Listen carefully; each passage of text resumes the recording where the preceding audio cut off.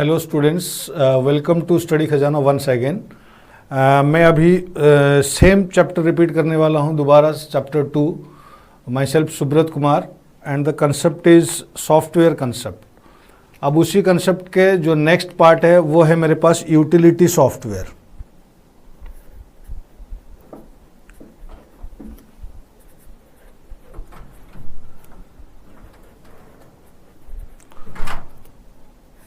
अब हमने बात कर लिया था सिस्टम सॉफ्टवेयर के बारे में, टॉपिक चल रही थी हमारी सिस्टम सॉफ्टवेयर में। मैंने आपको ये बता दिया था कि सिस्टम सॉफ्टवेयर ऑपरेटिंग सिस्टम है। ऑपरेटिंग सिस्टम के बाद हम आते हैं यूटिलिटी सॉफ्टवेयर पे। तो यूटिलिटी सॉफ्टवेयर क्या होता है कि यूटिलिटी के लिए मतलब जो हमारे कुछ एक्स्ट्रा ऑर्डिनरी यूटिलिटी है, उन चीज़ों की ज़रूरत के लिए जो सॉफ्टवेयर हम यूज़ करते हैं, जैसे कि कोई हमारे पास सिस्टम को मैनेज करने, सपोज हार्ड डिस्क को मैनेज करना है, हार्ड डिस्क को फॉर्मेट करना है, उसके लिए कोई सॉफ्टवेयर चाहिए। हमारे कंप्यूटर में कोई वायरस है, उसके लिए कोई सॉफ्टवेयर चाहिए। डिस्क को मैनेज करना है, पार्टीशन करना है, उसके लिए कोई सॉफ्टवेयर चाहिए। फाइल कोई बड़ी फाइल है, उस फाइल को हमने छोटा करना है या कंप्रेस करना है, उसके लिए कोई सॉफ्टवेयर चाहिए। तो इस टाइप के जो सॉफ्टवेयर आते हैं, these kind of software are known as utility software. Clear हो गया? तो utility software, utilities are those application programs. ये आपके सिस्टम सॉफ्टवेयर के अंदर तो है, बट ये मतलब सॉफ्टवेयर के अंदर है। तो ये क्या है हमारे पास कि हम ये कहते हैं कि ये एक एप्लीकेशन बना हुआ है, इसका मतलब एक सॉफ्टवेयर बना हुआ है। तो यूटिलिटीज आर दोज एप्लीकेशन, ये वो एप्लीकेशन है जो हम क्या करते हैं कि that assist the computer, applications that assist the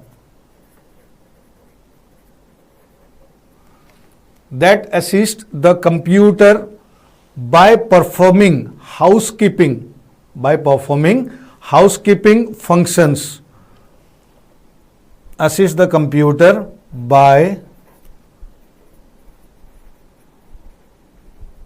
performing the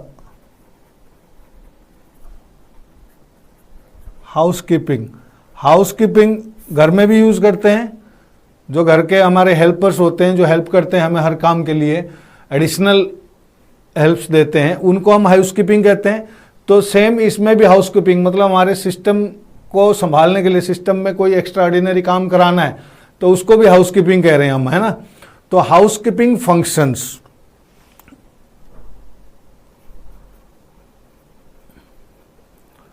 like backup, computer के बैकअप लेनी है, फॉर्मेट करना है किसी चीज़ को, एंटीवायरस,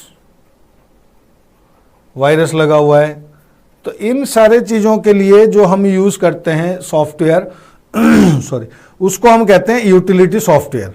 तो ये यूटिलिटी सॉफ्टवेयर आपको ये काम कराता है कि जो भी एक्स्ट्रा ऑर्डिनरी काम करना है, बैकअप लेना है सिस्टम के, फॉर्मेट करना है, एंटीवायरस डालना है, ठीक है। तो ये सारी चीज़ें, जो एंटीवायरस है वो भी यूटिलिटी सॉफ्टवेयर है, मतलब हम यूज़ करते हैं किसी और काम के लिए, ठीक है। तो अब हम बात करते हैं एंटीवायरस सॉफ्टवेयर के बारे में, जो कॉमन एक यूटिलिटी सॉफ्टवेयर है हमारा। कॉमन यूटिलिटी सॉफ्टवेयर में हमारे पास सबसे पहले एंटीवायरस। इस एंटीवायरस के बारे में जानने से पहले हमें यह पता लगाना होगा कि वायरस क्या होता है। पहले एंटीवायरस, वायरस का अगेंस्ट, जो वायरस को रिमूव करता है, वायरस को किल करता है हमारे कंप्यूटर सिस्टम में से, तो that is called antivirus software, एक यूटिलिटी सॉफ्टवेयर है। उससे पहले थोड़ा सा ब्रीफ करता हूं मैं आपको वायरस के बारे में। What is virus? वायरस अगर हम इसका फुल फॉर्म पढ़ें तो that is vital information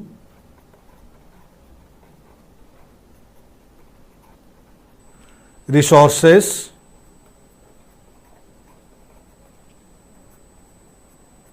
under seize, vital information resources under seize, ये वायरस का फुल फॉर्म है। What is actually the virus?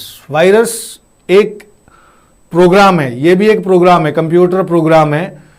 It replicates itself when virus attack your computer. जब आपके कंप्यूटर में वायरस आ जाता है तो ये क्या करता है कि ये रिप्लिकेट करता है, मतलब अपने आप में बढ़ जाता है। ये किसी फाइल को लगा, मेमोरी रिकॉर्ड, बूट रिकॉर्ड में भी लग जाते हैं, ये किसी फाइल में भी लग सकते हैं, मतलब कई टाइप के वायरस होते हैं, अलग अलग जगह लगते हैं ये, तो वो बताऊंगा मैं।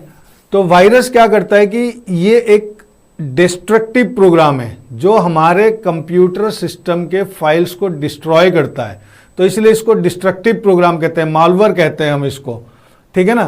तो ये हमारे कंप्यूटर को, फ़ोन में भी आ जाते हैं आजकल, एंड्रॉयड फ़ोन, ऑपरेटिंग सिस्टम वाले फ़ोन यूज़ करते हैं हम, तो उसमें भी आ जाते हैं ये। तो इन चीज़ों में ये जो वायरस है ये हमारे कंप्यूटर सिस्टम के प्रोग्राम को, फाइल को, इन सबको करप्ट करने के लिए, ख़राब करने के लिए यूज़ किया जाता है, ठीक है। तो ये जो वायरस है, इस वायरस से बचने के लिए हम कंप्यूटर में एंटीवायरस पहले से इंस्टॉल करके रख सकते हैं, या तो फिर जब हमारे कंप्यूटर वायरस इन्फेक्ट हो जाता है आप उसमें एंटीवायरस इंस्टॉल करके थोड़े बहुत आप उसमें मतलब उस वायरस को निकाल सकते हैं आप।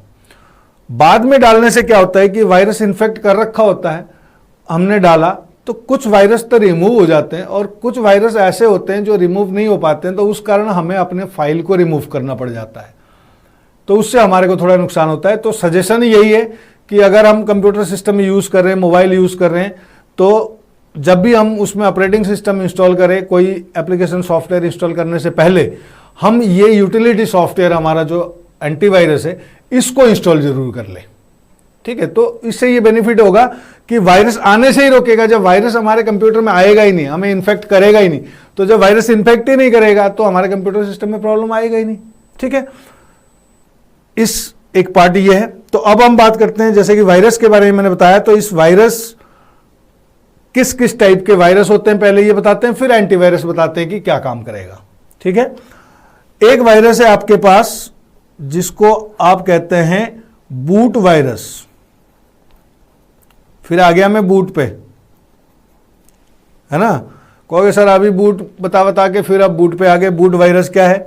बूट वायरस जो मैंने अभी अभी इस लास्ट लेक्चर में आपको बताया, इस चैप्टर 2 के लेक्चर 1 में जो बताया मैंने आपको, MBR, मास्टर बूट रिकॉर्ड, जो फर्स्ट सेक्टर होता है हमारा रैंडम डिस्क, कोई भी हार्ड डिस्क है, जो भी ऑपरेटिंग सिस्टम के स्टोर करने के लिए इंटरनल मेमोरी के लिए यूज करते हैं आप, सेकेंडरी स्टोरेज डिवाइस, उसका जो पहला सेक्टर होता है वो आपके बूट रिकॉर्ड के लिए होता है, that is called MBR, master boot record.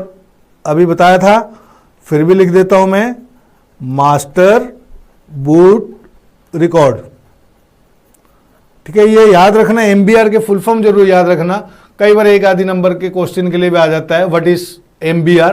The master boot record which present in the first sector of the computer storage device where operating system is present, ठीक है। तो जहां पे ऑपरेटिंग सिस्टम की फाइल होते हैं उसका पहला सेक्टर जो है MBR, मास्टर बूट रिकॉर्ड होता है, जो कि हमारे कंप्यूटर सिस्टम को बूट करने के लिए यूज करता है, कंप्यूटर के हार्ड डिस्क में होता है। ये सिंपल सी बात है। तो ये जो वायरस है ये क्या करता है कि ऐसे जगह पे इन्फेक्ट करता है, ये सबसे खतरनाक वायरस है। बूट रिकॉर्ड वायरस अगर आप कहते हैं या बूट वायरस कहते हैं, मास्टर बूट रिकॉर्ड को जो वायरस इन्फेक्ट करता है, ये वायरस सबसे खतरनाक है। क्यों? अभी अभी हमने यही पढ़ा कि बिना बूटिंग के हमारा कंप्यूटर सिस्टम चलेगा ही नहीं। तो बूटिंग जो बूट सेक्टर है, जब उसी सेक्टर में जाके ये वायरस इन्फेक्ट कर लेता है, जो बूटेबल फाइल्स होते हैं उसके अंदर, उस फाइल को करप्ट कर देगा ये। जब बूटेबल फाइल को करप्ट कर रहा है, बूट सेक्टर को इन्फेक्ट कर रहा है, तो कैसे चलेगा हमारा कंप्यूटर? तो ये सबसे खतरनाक वायरस है। इस वायरस को निकालना भी बड़ा मुश्किल होता है।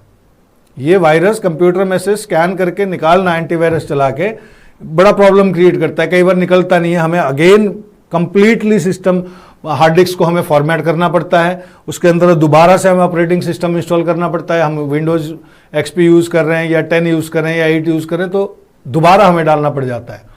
तो इस टाइप के वायरस बड़े मतलब डेंजरस होते हैं। तो ये मेमोरी बूट रिकॉर्ड को इन्फेक्ट करता है, जो कि बूट रिकॉर्ड को इन्फेक्ट करता है या बूट सेक्टर को इन्फेक्ट करता है, उस काइंड ऑफ वायरस को आप कहते हैं बूट वायरस, राइट। तो ये बूट वायरस का काम होता है जो आपके सिस्टम में बूट रिकॉर्ड को, मास्टर बूट रिकॉर्ड को इन्फेक्ट करता है, तो ये आपके प्रॉब्लम क्रिएट करता है ज़्यादातर, तो इसीलिए हम इसको जो है बूट वायरस कहते हैं। अब हम आते हैं दूसरे वायरस के ऊपर।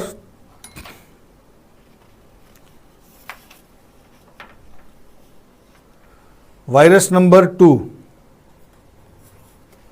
दूसरा वायरस क्या है आपके पास? Program virus.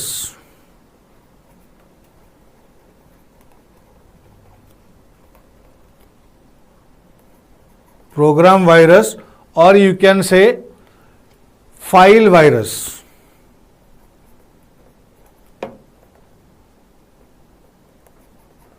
प्रोग्राम वायरस या फाइल वायरस, बात वही है कि प्रोग्राम क्या होता है, सेट अप इंस्ट्रक्शन मैंने आपको बताया। तो कंप्यूटर सिस्टम में आप जो सॉफ्टवेयर वगैरह आपने डाल रखा होता है उसको भी आप लोग प्रोग्राम कहते हैं। तो प्रोग्राम वायरस प्रोग्राम को इन्फेक्ट करता है, जैसे कि सपोज आपने कंप्यूटर सिस्टम में, मतलब ये है विच इन्फेक्ट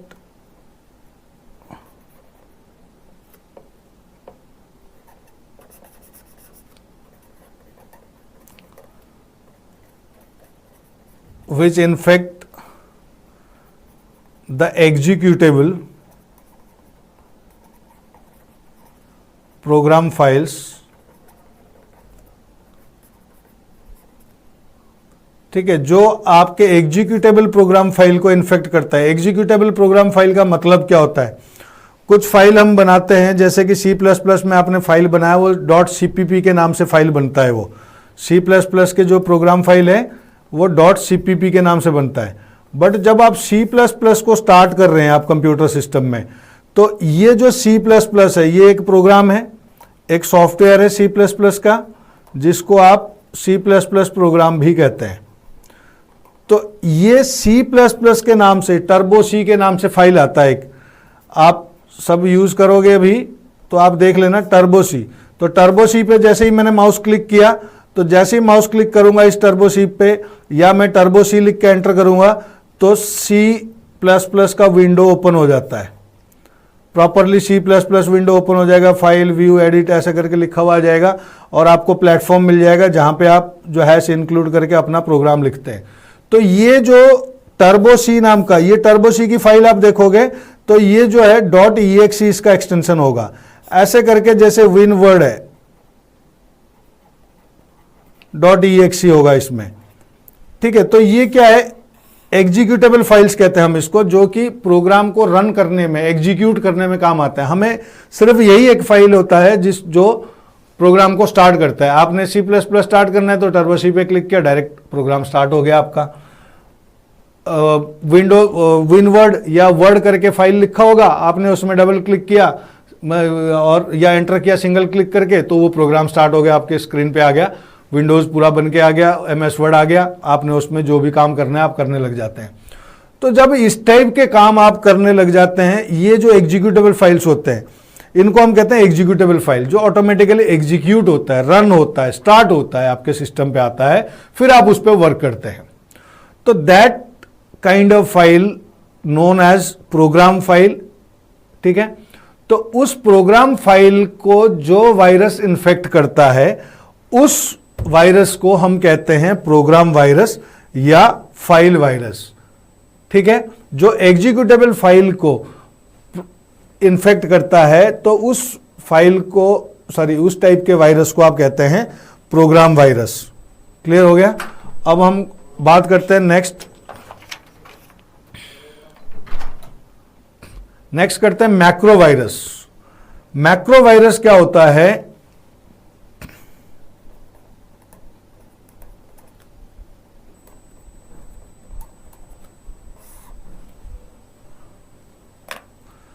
मैक्रो वायरस जो है आपका, वो program macro virus affect the program and document both. Macro viruses affect the program and the document. ठीक है, प्रोग्राम एंड डॉक्यूमेंट को जो वायरस इन्फेक्ट करता है उसको हम कहते हैं macro virus. This infection can only spread if infected documents are opened. ये भी एक पॉइंट है। दिस इन्फेक्शन जो इस एक फाइल में मैक्रो वायरस एक प्रोग्राम में या एक डॉक्यूमेंट को इन्फेक्ट कर रखा है सपोज, तो ये स्प्रेड कब होगा?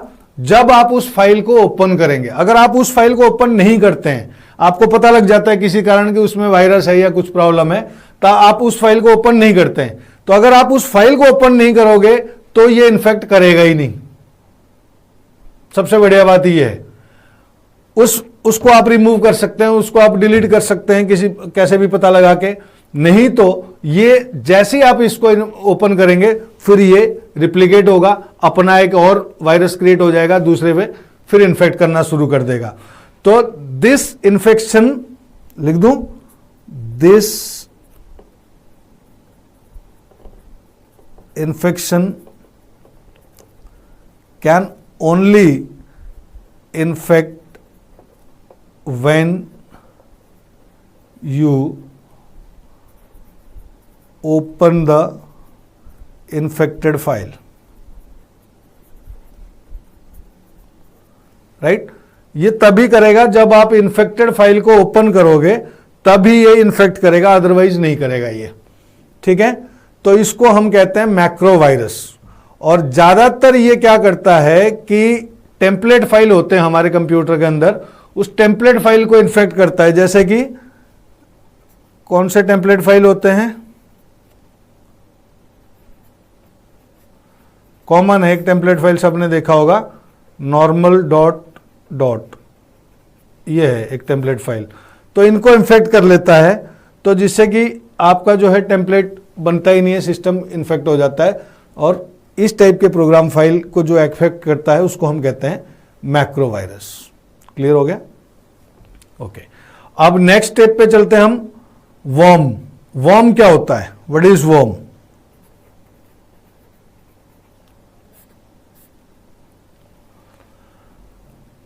वर्म भी एक वायरस है। वैसे आपने तो देखा होगा, जिसको हम कहते हैं कि इसी वायरस को ही कह सकते हो आप वर्म, जो अपने आप में रिप्लिकेट होता है, आपके कंप्यूटर को इन्फेक्ट करता है, उसी को ही वर्म कहते हैं। It replicates itself.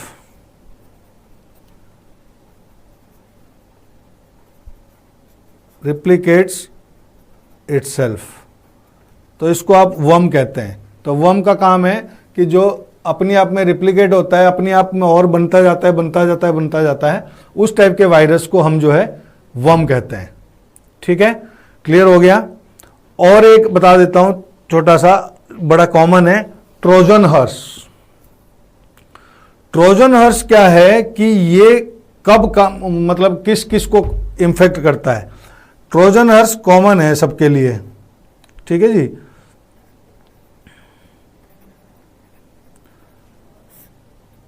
ये इन्फेक्ट कहां करता है?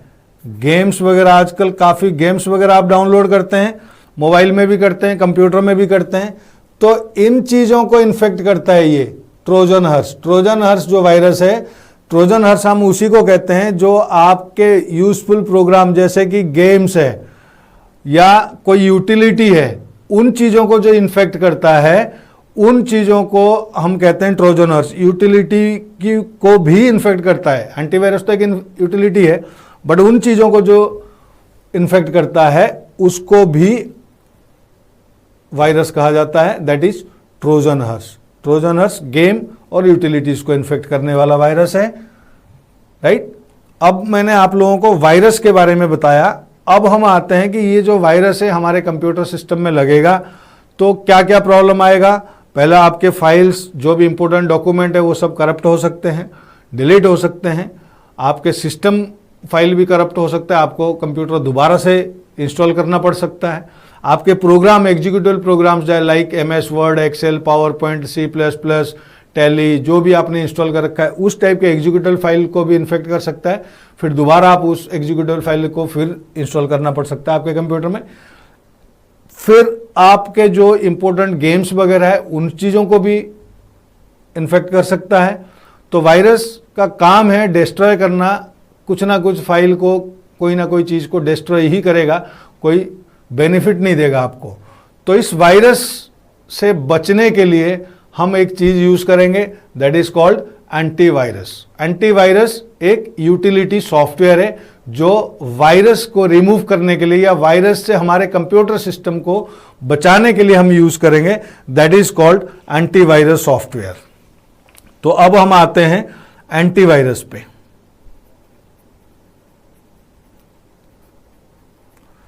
मैं यहीं से वायरस में चला गया था, अब मैं एंटीवायरस पे आ रहा हूं। एंटीवायरस सॉफ्टवेयर एक, मैंने आपको बताया कि एक सॉफ्टवेयर प्रोग्राम है, यूटिलिटी सॉफ्टवेयर है। तो इसका काम क्या है? Antivirus software scans your disk for viruses. Antivirus software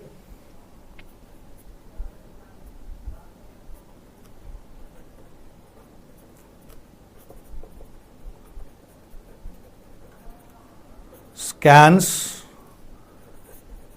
your disks,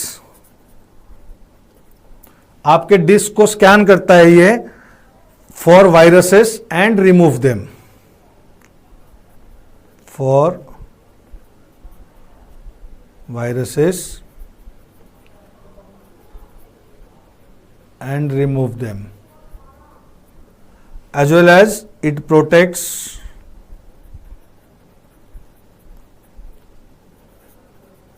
your computer from virus attack. तो एंटीवायरस आपका क्या करेगा कि स्कैन करेगा आपके कंप्यूटर सिस्टम को, वायरस स्कैन करके रिमूव करेगा। प्लस अगर एंटीवायरस हमने पहले डाल रखा है तो ये क्या करेगा आपको कि प्रोटेक्ट भी करेगा, कि कंप्यूटर सिस्टम में वायरस आने से भी प्रोटेक्ट करेगा। ठीक है जी। तो ये जो है एंटीवायरस का काम है। और एंटीवायरसेस के कुछ नाम बताते हैं हम आपको, जैसे कि पहला common name of the antiviruses, name of the antivirus,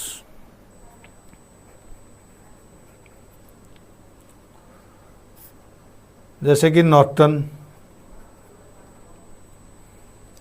Norton एक एंटीवायरस है। एवीजी, आजकल क्विक हिल चल रहा है, एटसेट्रा। तो ये कई सारे एंटीवायरस हैं। इन एंटीवायरस सॉफ्टवेयर को आप अपने कंप्यूटर सिस्टम में, मोबाइल में इंस्टॉल करके आप अपने सिस्टम को, कंप्यूटर को या मोबाइल को प्रोटेक्ट कर सकते हैं वायरस अटैक से। या कोई अगर वायरस आ जाता है, इंटरनेट चलाते चलाते कई बार वायरस आ जाते हैं, तो उन वायरस को प्रोटेक्ट भी करेगा, आने नहीं देगा। अगर आते भी है तो भी स्कैन करके उनको रिमूव कर देगा, जिससे हमारे इंपॉर्टेंट फाइल्स, प्रोग्राम्स सेव हो जाते हैं। राइट। तो ये था एक यूटिलिटी सॉफ्टवेयर एंटीवायरस के बारे में। अब हम बात करेंगे दूसरा utility software, that is file management tools. ये था पहला utility software. The second utility software is file management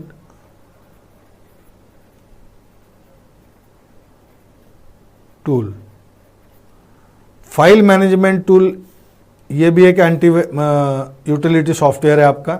इसका काम क्या होता है? फाइल को मैनेज करना, फाइल को अरेंज करना, फाइल को ब्राउज करना, फाइल को सर्च करना, ये सारी चीज़ों का मतलब फाइल मैनेजमेंट टूल क्या हो गया कि ब्राउज करना है, अपने फाइल को खोलना है, देखना है, सर्च करना है किसी चीज़ को, ठीक है जी, और अरेंज करना है अपने फाइल्स को, और कोई भी इंफॉर्मेशन आपको चाहिए, क्विक इंफॉर्मेशन, क्विक प्रीव्यू, उसके लिए भी यूज करते हैं। तो इन सब चीज़ों के लिए हम यूज करते हैं file management tools. File management tool कौन सा है आपके कंप्यूटर सिस्टम में, क्या आप बता सकते हैं? फाइल मैनेजमेंट टूल एक कॉमन मैनेजमेंट टूल आप यूज करते हैं अपने सिस्टम में, जो आपके पास हर विंडोज सिस्टम में अवेलेबल है, हर विंडोज में है। That is known as file management tool का example Windows explorer, right. Windows explorer एक आपका फाइल मैनेजमेंट टूल है, जिससे आप लोगों ने सभी ने यूज किया होगा मेरे हिसाब से। आप उसमें क्लिक करते हैं, आप अपने फाइल फोल्डर को अरेंज कर सकते हैं, फाइल फोल्डर को सर्च कर सकते हैं, कौन सा फाइल कहाँ आपको नहीं मिल रहा, नाम पता है आप उसको सर्च कर सकते हैं, नाम नहीं पता उसकी टाइप पता है तब भी सर्च कर सकते हैं, आप उस फाइल को देख सकते हैं, ओपन कर सकते हैं, वहाँ जाके उसको एक जगह से दूसरे जगह मूव करा सकते हैं। आप चाहते हैं कि भाई ये इस ड्राइव में, सी ड्राइव में, डी ड्राइव में ले जाना है, या उसको कॉपी करके कहीं और किसी में ले जाना हो, तो सारा का सारा चीज़ आप जो है विंडोज एक्सप्लोरर में जाके कर सकते हैं। विंडोज एक्सप्लोरर हमारा क्या है, एक यूटिलिटी सॉफ्टवेयर है जिसका कैटेगरी आता है फाइल मैनेजमेंट टूल के अंदर, ठीक है। वैसे और भी आपके पास गूगल डेस्कटॉप भी लोग आजकल यूज करते हैं। गूगल डेस्कटॉप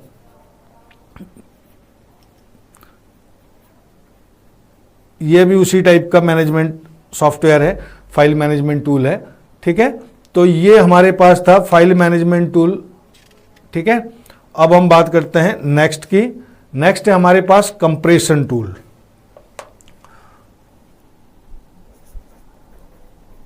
ये है थर्ड जी यूटिलिटी में, कंप्रेशन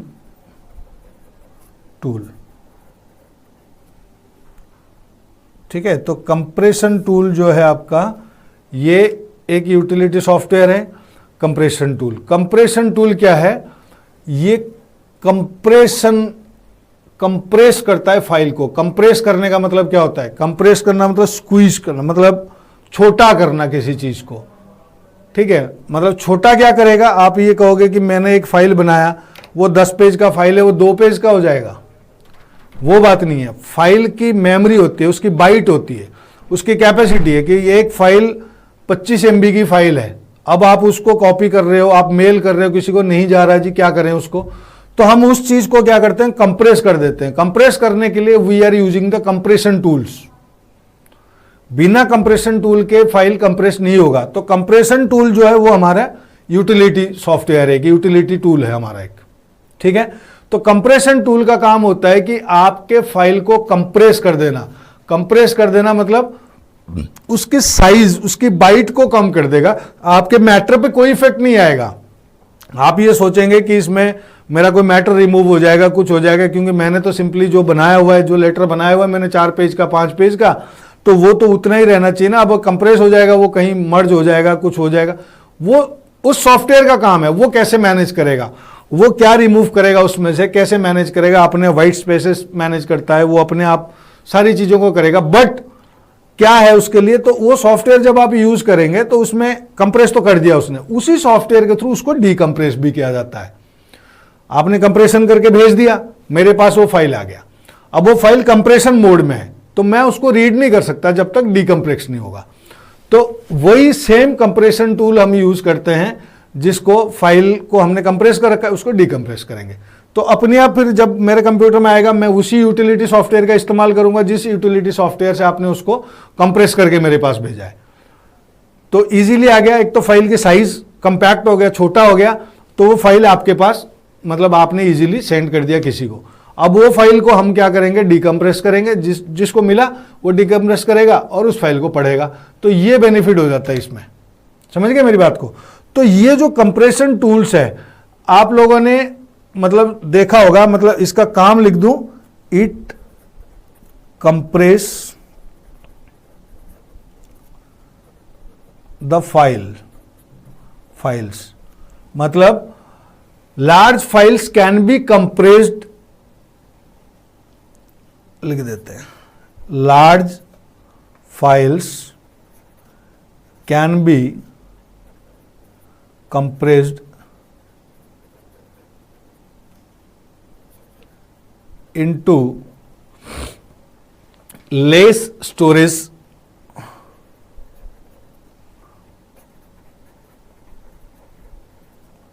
एरिया। मतलब एक बड़ा फाइल है जो ज्यादा स्टोरेज एरिया ले रहा है आपके, तो वो कम स्टोरेज एरिया में आपका जो है ये काम कर देगा, तो इसीलिए ये कंप्रेस कर लेगा लेस स्टोरेज एरिया में, तो ये बेनिफिट आपको मिल जाएगा।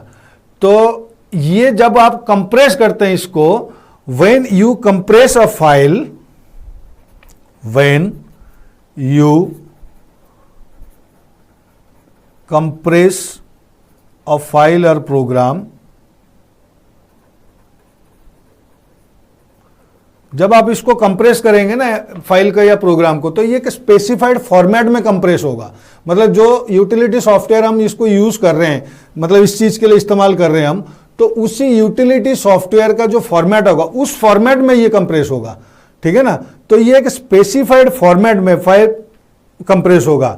The files are stored, the file or program, when you compress a file or program, those are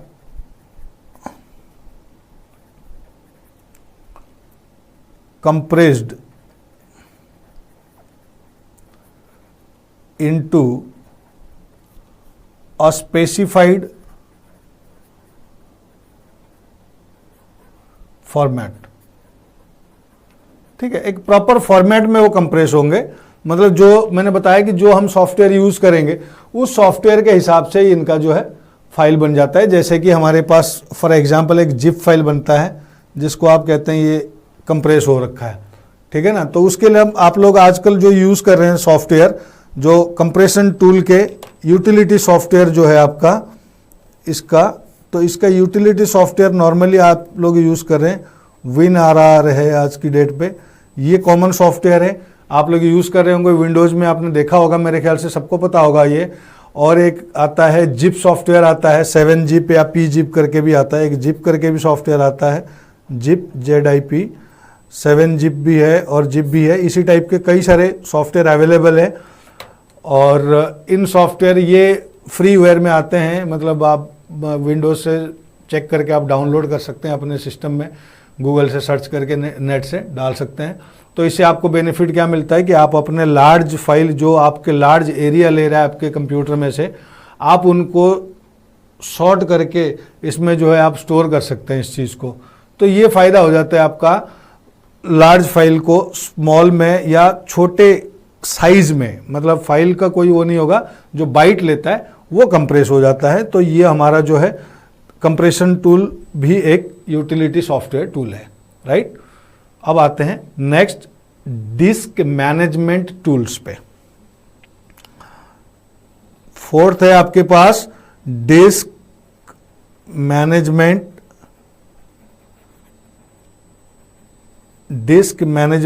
tool, ठीक है जी। डिस्क मैनेजमेंट टूल क्या है?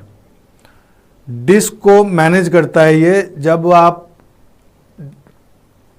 हमारे पास कंप्यूटर में हार्ड डिस्क है, हार्ड डिस्क को हम डिस्क कहते हैं नॉर्मली, तो इसी को मैनेज करेगा। क्या मैनेज करेगा ये कि क्या करना है इस डिस्क में, इस डिस्क को क्या मैनेज करना है हमने।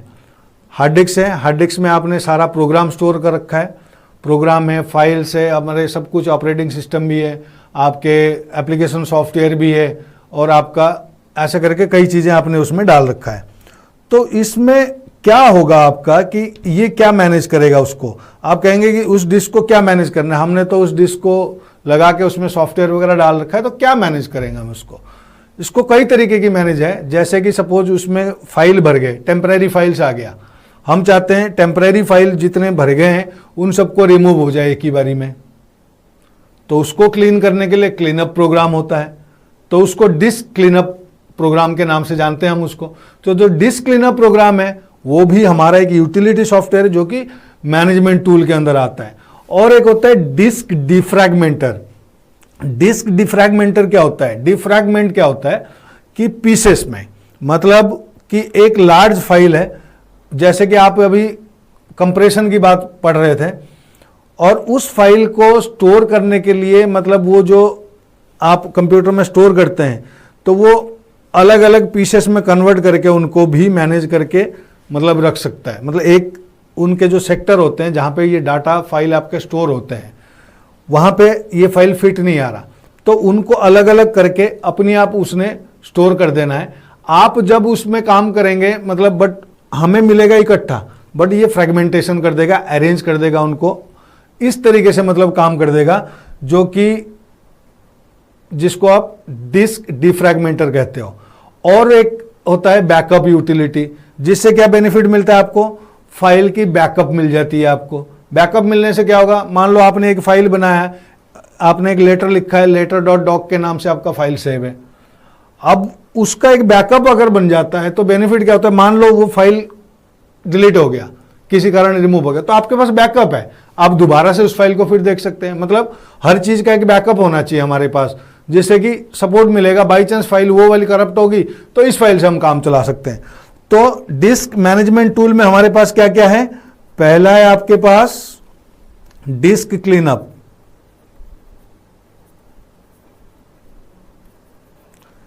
और दूसरा है आपके पास डिस्क डिफ्रैगमेंटर,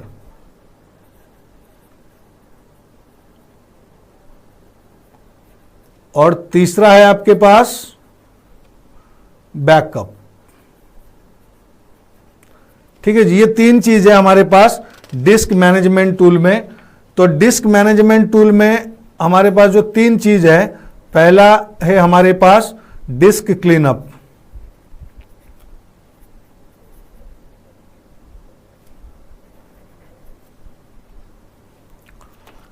ठीक है। अब ये डिस्क क्लीनअप क्या करेगा, डिस्क क्लीनअप क्या करेगा कि डिस्क को क्लीन करेगा। The disc cleanup utility allows, this utility allows क्या करेगा, बताया मैंने आपको, डिस्क को क्लीन करेगा।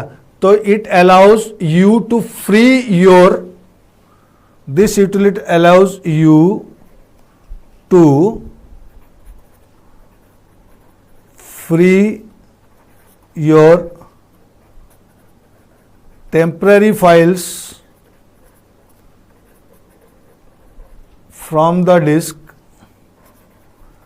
जो भी टेम्पररी फाइल है आपके डिस्क में, अननेसेसरी आपके स्पेस ले रहे हैं, तो उन अननेसेसरी स्पेसेस को रिमूव करने के लिए, टेम्पररी फाइल को हटाने के लिए, या कोई भी अननेसेसरी फाइल है और रिमूव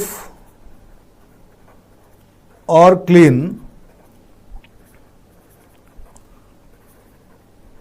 अननेसेसरी फाइल्स। ठीक है जी, जो मैंने आपको बताया डिस्क क्लीनअप में, वही चीज आपको बता दिया मैंने, इसमें लिख दिया कि ये आपका डिस्क क्लीन करेगा। अननेसेसरी फाइल्स जो होते हैं, जो आप नो लॉन्गर यूज है, आप यूज नहीं कर रहे हैं, कुछ ऐसा है, तो उन चीजों को भी आप रिमूव कर सकते हैं। साथ साथ आप अपना टेम्परेरी फाइल्स, जो कि काफ़ी सारे स्पेस आपके कंप्यूटर में ले रहे हैं, आप उस चीज़ को रिमूव कर सकते हैं। Clear, that is disc cleanup, जो कि आपके डिस्क मैनेजमेंट टूल में आता है। राइट, अब हम आते हैं सेकेंड पॉइंट पे। सेकेंड पॉइंट है disc डिफ्रैगमेंटर।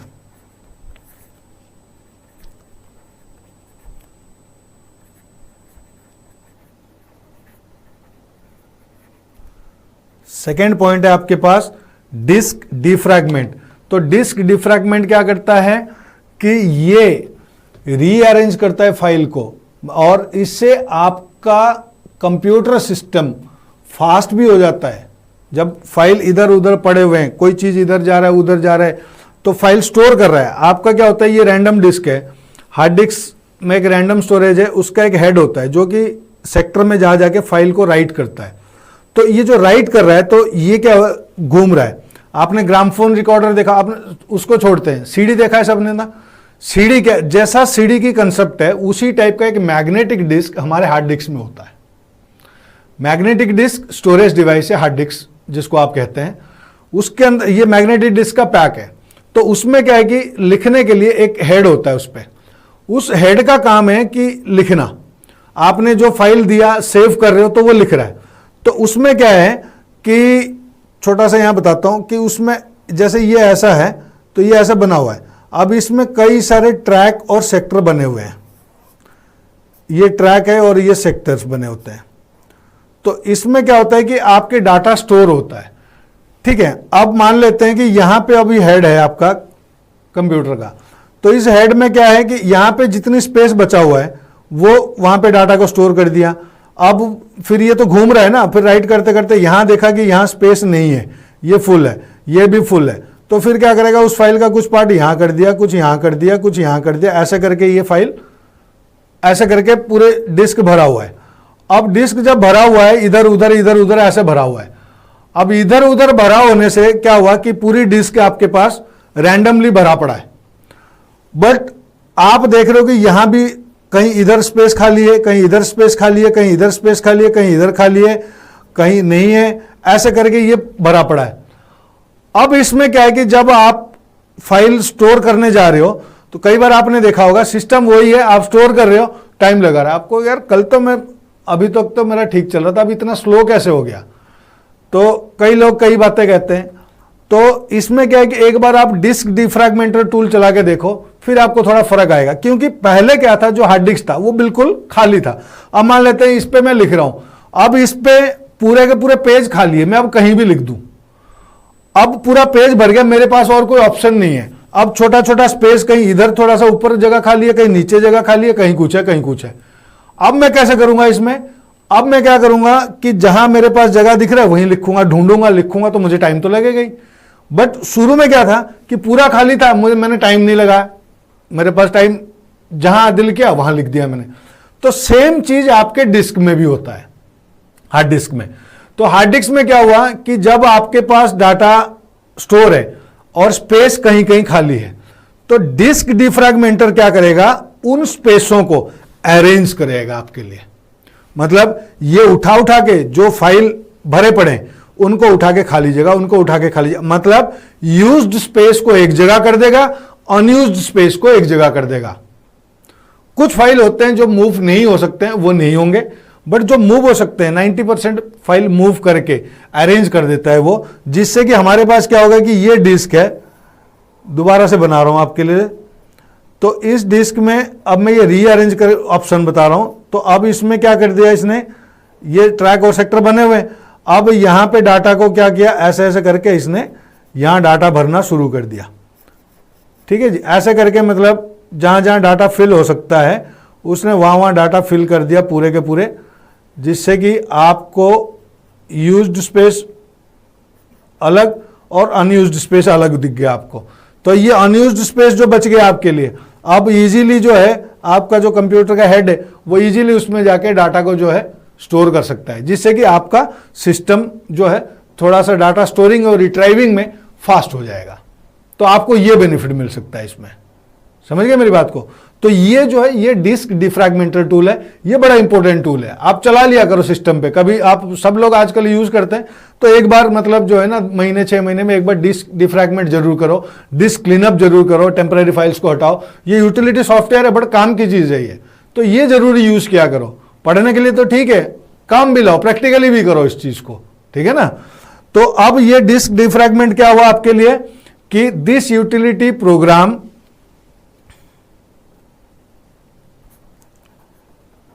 this utility program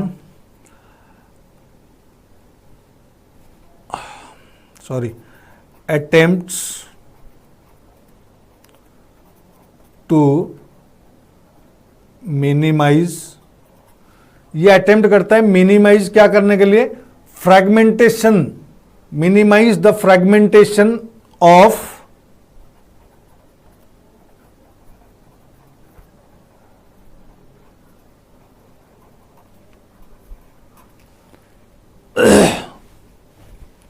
minimize the fragmentation on your disk। ठीक है जी, फ्रैगमेंटेशन को मिनिमाइज कर देता है, यही चीज जो मैंने आपको बताया अभी। तो ये बेनिफिट मिल जाता है आपको। और speeds of the it this utility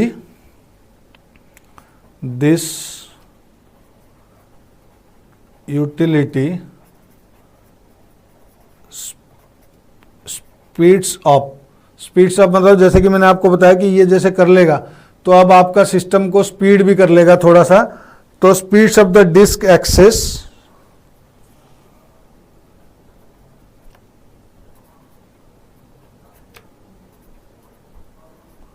access क्या, आप फाइल ओपन कर रहे हैं या मतलब फाइल को सेव कर रहे हैं, कुछ भी कर रहे हैं, तो the disk access by rearranging the files, by rearranging the files and folders। ठीक है जी। तो ये जो है आपके डिस्क डिफ्रैगमेंटेशन का फायदा है।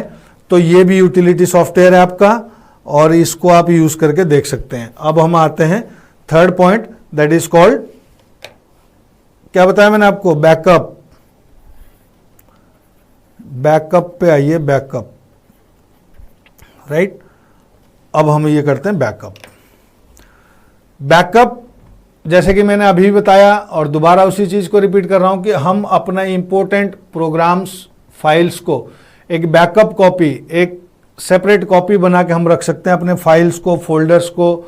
या हमारे पास एक चीज और है जो मैंने डिवाइस ड्राइवर होते हैं, सीडी रोम को चलाने के लिए एक अलग ड्राइवर होता है, आपने वेब कैमरा लगाया उसके लिए भी ड्राइवर सॉफ्टवेयर चाहिए होता है, आप अपना प्रिंटर लगाते हो उसके लिए ड्राइवर सॉफ्टवेयर चाहिए होता है। तो उन सब के एक बैकअप भी होना चाहिए, वो बड़ा इंपॉर्टेंट है। फाइल के लिए तो है ही है, उसके लिए भी इंपॉर्टेंट है। बैकअप बना के रखो, आपने सिस्टम में तो डाल दिया, उस टाइम में आपका कंप्यूटर चल रहा है, आपका प्रिंटर चल रहा है, आपका सब कुछ चल रहा है। अब आप वो कर रहे हो कि भाई इसको थोड़ा सा कुछ ऐसे अरेंज करें, मैनेज करें ताकि इसकी बैकअप हमारे पास हो। बाई चांस अगर किसी कारण आपके ये सिस्टम से हट जाता है, कुछ हो जाता है, वायरस के कारण हो सकता है, कई बार गलती से कोई डिलीट हो जाता है, कुछ भी हो सकता है, तो आप दोबारा फिर जब यह सिस्टम आपने सॉफ्टवेयर दोबारा अपडेट किया, आपने सॉफ्टवेयर दोबारा डाला, आपने ऑपरेटिंग सिस्टम दोबारा डाला आपने, तो उस टाइम फिर आपको जरूरत पड़ेगी बैकअप फाइल की, ड्राइवर्स की। तो वो ड्राइवर अगर हमारे पास बैकअप है, किसी फ्लैश ड्राइव में है, सीडी में है, किसी और चीज़ें में हमने बैकअप रखा हुआ है, तो हम उसको लगाएंगे और उसका सॉफ्टवेयर दोबारा डाल देंगे, तो हमें परेशान होने की जरूरत नहीं पड़ेगी। तो ये बैकअप जो है हमारा ये काम करता है। तो ये इसका काम क्या है कि ये प्रोग्राम आपको बैकिंग अप देता है डिस्क को। तो दिस यूटिलिटी सॉफ्टवेयर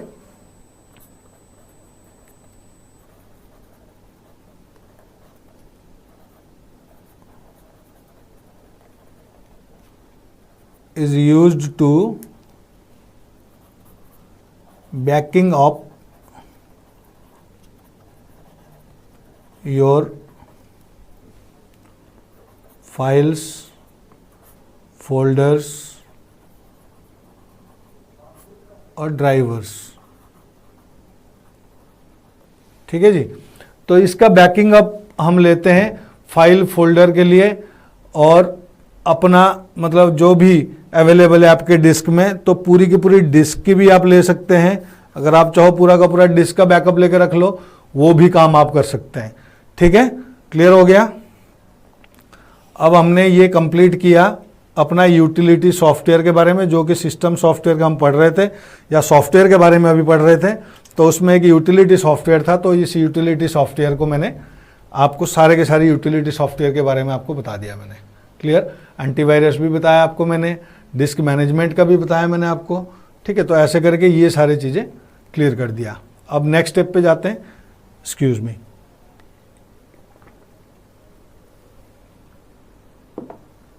सॉरी।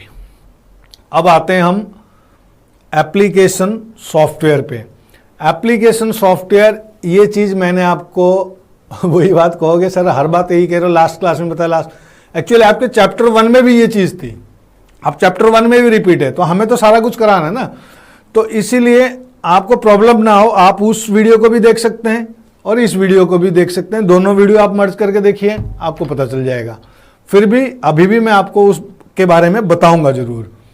ये बता रहा हूं मैं आपको कि एप्लीकेशन सॉफ्टवेयर क्या है, कि जो एक यूजर्स के रिक्वायरमेंट के हिसाब से बनाया जाता है, या जो डे टू डे लाइफ में यूज हो रहे हैं जो चीजें, उनको देख के जो सॉफ्टवेयर बनाए जा रहे हैं, उनको हम कहते हैं application software. Application software is the set of program software का डेफिनेशन ही यही है, सेट ऑफ प्रोग्राम, तो एक्स्ट्रा क्या बताया, the necessary to carry out operations for a specified application.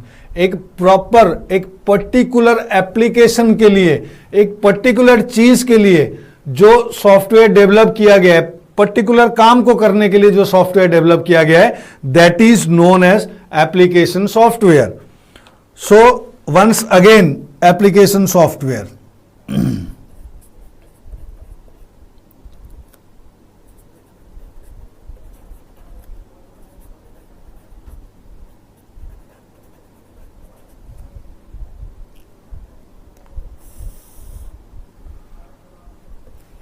ठीक है जी। तो ये है एप्लीकेशन सॉफ्टवेयर। दोबारा से कर रहे हैं हम एप्लीकेशन सॉफ्टवेयर। तो application software is a software that is used for a specific purpose, for a specific application. Application software, application software is developed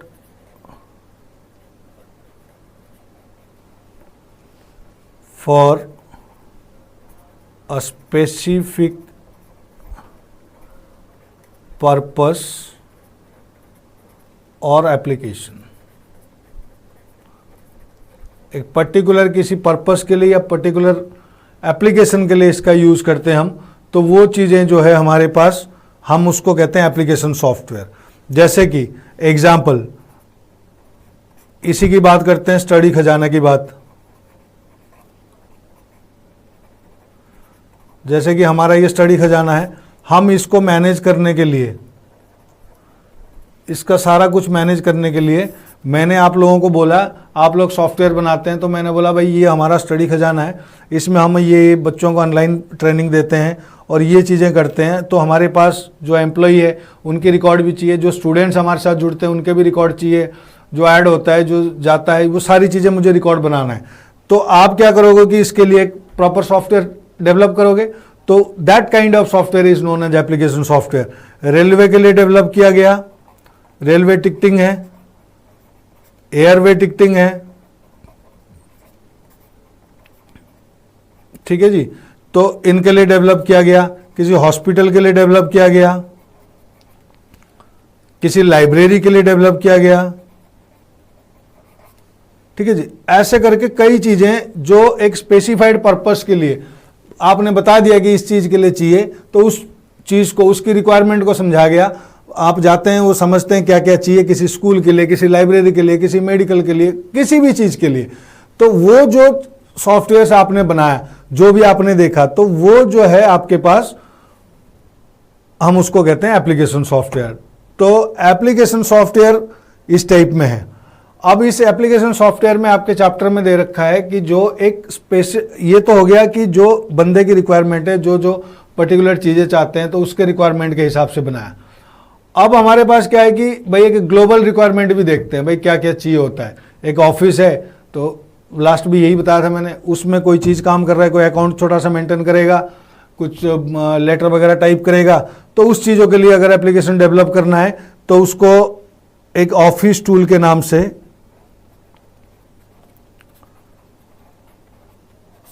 application software है, जो कि माइक्रोसॉफ्ट ऑफिस में आता है।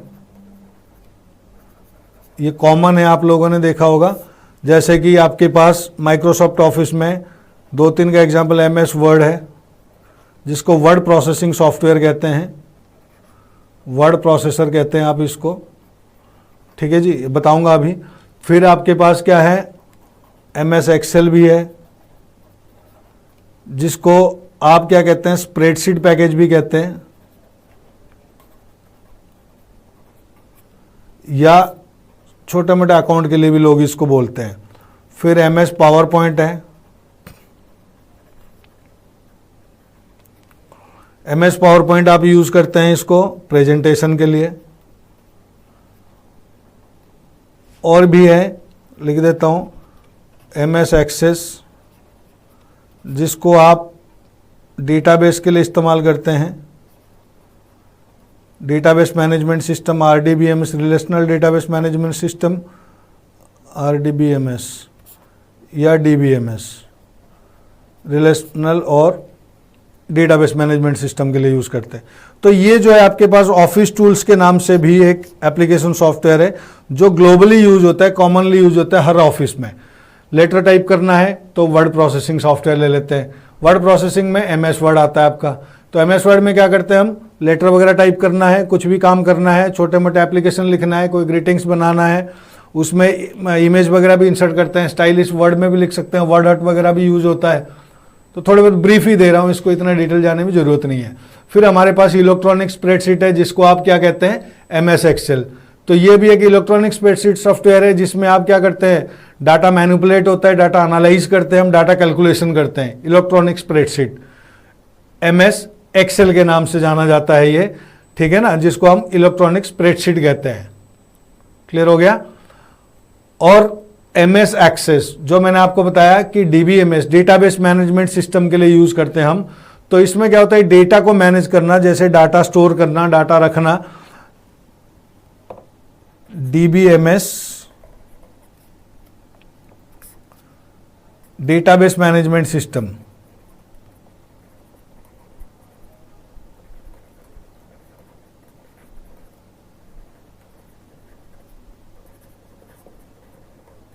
ठीक है जी। तो डेटाबेस मैनेजमेंट सिस्टम में डेटा मैनेज करते हैं हम। डेटा को मैनेज क्या करते हैं कि ये भी एक सिस्टम सॉफ्टवेयर है जो बल्क में हमारा डाटा को मैनेज करता है, डाटा को स्टोर करता है। मतलब डेटा को स्टोर करना, डेटा को मैनेज करना, ठीक है, ये सारा काम जो है DBMS सॉफ्टवेयर का होता है। और जो नॉर्मली हम यूज़ कर रहे हैं अपने पास MS ऑफिस में, मैंने बताया कि एक एक्सेस है, और वैसे MySQL है, Oracle है। तो ऐसे करके कई सॉफ्टवेयर होते हैं जो हम डेटाबेस मैनेज करने के लिए यूज करते हैं, ठीक है। और हमारे पास प्रेजेंटेशन सॉफ्टवेयर है। प्रेजेंटेशन सॉफ्टवेयर में आपको मैंने बताया कि जो MS पावर पॉइंट है वो प्रेजेंटेशन सॉफ्टवेयर है जिसमें आप प्रेजेंटेशन बनाते हैं। जैसे मान लेते हैं आपके स्कूल वालों ने आपको बताया कि भाई ग्लोबल वार्मिंग के ऊपर एक आपने जो है प्रेजेंटेशन देना है कंप्यूटराइज्ड। तो आप क्या करेंगे कि प्रेजेंटेशन सॉफ्टवेयर इतना सुंदर लगता है कंप्यूटराइज बनाने में, आपको स्लाइड्स होते हैं, स्लाइड शो करेंगे, उसमें नोट डाल सकते हैं आप, उसमें आप ऑडियो लगा सकते हैं, अपना वीडियो लगा सकते हैं, नोटेशन दे सकते हैं आप। जैसे जैसे स्लाइड शो होगा, कोई इधर से उधर से ला सकते हैं आप, स्क्रीन को डिजाइन दे सकते हैं आप, प्रॉपर उसका वे ऑफ रिप्रेजेंटेशन प्रेजेंटेशन आप अच्छे से डाल सकते हैं। तो वो प्रेजेंटेशन सॉफ्टवेयर आपके लिए पावर पॉइंट के नाम से है। और ऐसे कई सारे सॉफ्टवेयर है, ग्राफिक सॉफ्टवेयर आते हैं आजकल, आपने देखा होगा कई सारे ग्राफिक सॉफ्टवेयर भी है। तो ये सारे चीज़ें जो है आपके पास आप यूज़ कर सकते हैं। तो ये हमारा था एप्लीकेशन सॉफ्टवेयर के ऊपर। तो एप्लीकेशन सॉफ्टवेयर में वैसे अगर स्पेसिफिक एप्लीकेशन सॉफ्टवेयर के बारे में बात करें, अगर कहते हैं तो specific application software,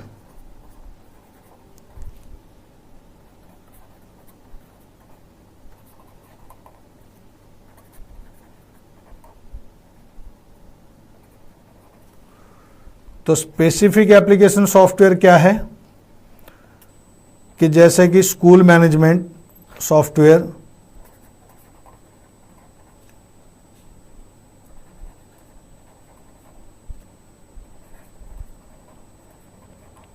school management software ये स्पेसिफिक सॉफ्टवेयर है। और library management, inventory management,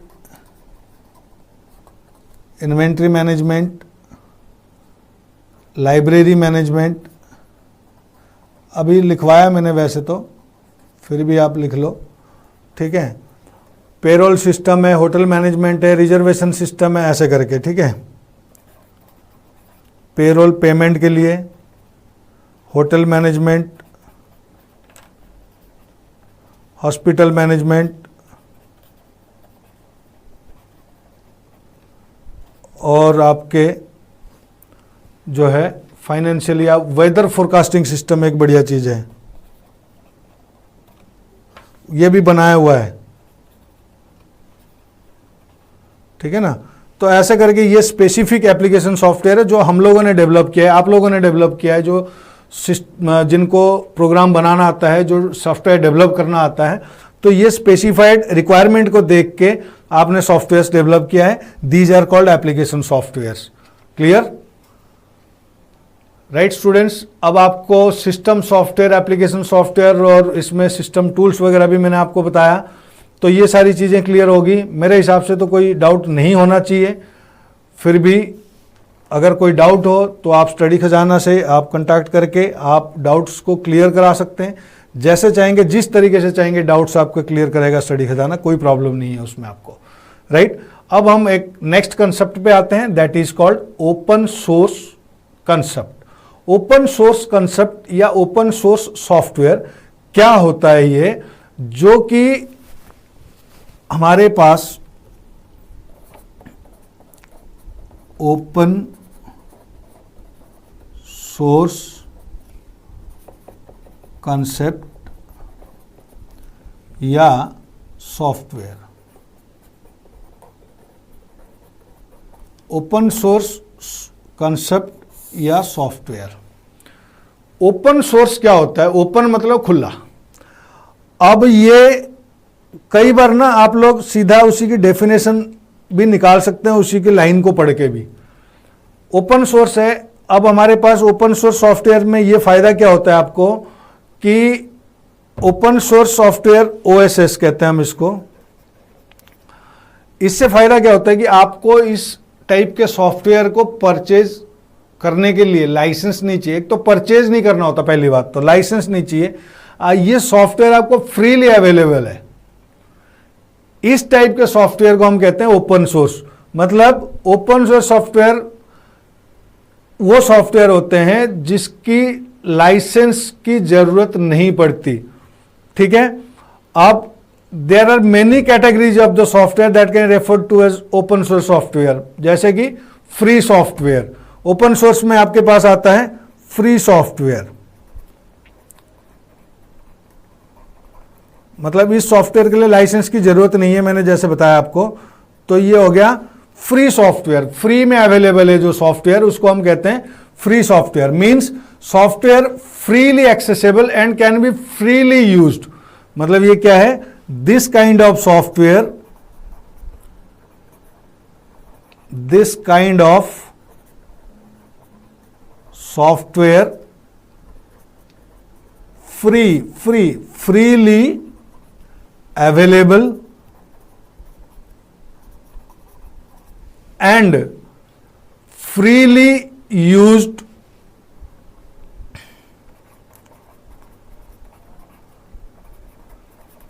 modified. आप मॉडिफाई भी कर सकते हैं, मतलब आपके पास वो परमिशन है कि आप इस सॉफ्टवेयर को मॉडिफाई भी कर सकते हैं, खुद ही मॉडिफाई कर सकते हैं इस चीज को। दैट डज नॉट, तो इसका मतलब ये जो है, इसका मतलब ये नहीं कि आपको फ्री ऑफ कॉस्ट ही मिल रहा है। फ्री ऑफ कॉस्ट नहीं मिलेगा। फ्रीली अवेलेबल मतलब हाँ, कई सॉफ्टवेयर ऐसे हैं जो नेट से डाउनलोड कर सकते हैं आप, और कई सॉफ्टवेयर लेते हैं तो इसको ओपन सोर्स सॉफ्टवेयर हम उसको कहते हैं, जिसका पूरा का पूरा जो ओपन सोर्स सॉफ्टवेयर है, इसका पूरा का पूरा ऑथराइजेशन आपके पास होगा। इससे क्या बेनिफिट होता है ऑथराइजेशन से कि आप इसमें कोई एडिट करना चाहते हैं बाद में कर सकते हैं, आप कोई चेंजेस करना चाहते हैं बाद में कर सकते हैं, तो ये सारी चीजें आप इसमें कर सकते हैं, तो आपको ये प्रॉब्लम नहीं आएगा कभी भी। तो ये जो है ओपन सोर्स सॉफ्टवेयर का फायदा होता है, जो कि फ्री सॉफ्टवेयर हम इसको कह रहे हैं। ठीक है, तो इसी में जो है जो कैटेगरी दूसरा है वो है आपके पास प्रोप्राइटरी सॉफ्टवेयर।